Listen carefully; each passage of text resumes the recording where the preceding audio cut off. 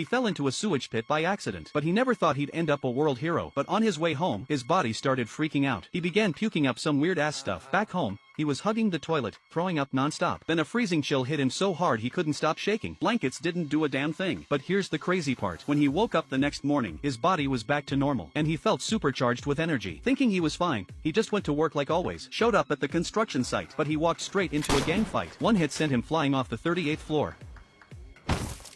He was out for just a few minutes. Before snapping awake like nothing happened, the guy just froze. He'd fallen from the 38th floor. So how the hell was he still alive? No time to think about it. He rushed home to check himself, but right then, his downstairs neighbors were yelling their lungs out. He got pissed instantly. He only wanted to tell them to shut up a bit, but one punch blasted a hole straight through their metal door. That's when it hit him. Something insane was going on with his body. To test it, he dragged out a cabinet at home. With a tiny push, he sent the 300-kilo wardrobe flying. Then with a lazy tug, he ripped the heater right off the wall. He pressed down lightly, and the whole thing flattened like tin foil. Looks like falling into that sewage pit gave him superpowers. To test it even more, his broke self came up with a crazy idea. Late at night, he walked up to an ATM alone. He started hammering away at it.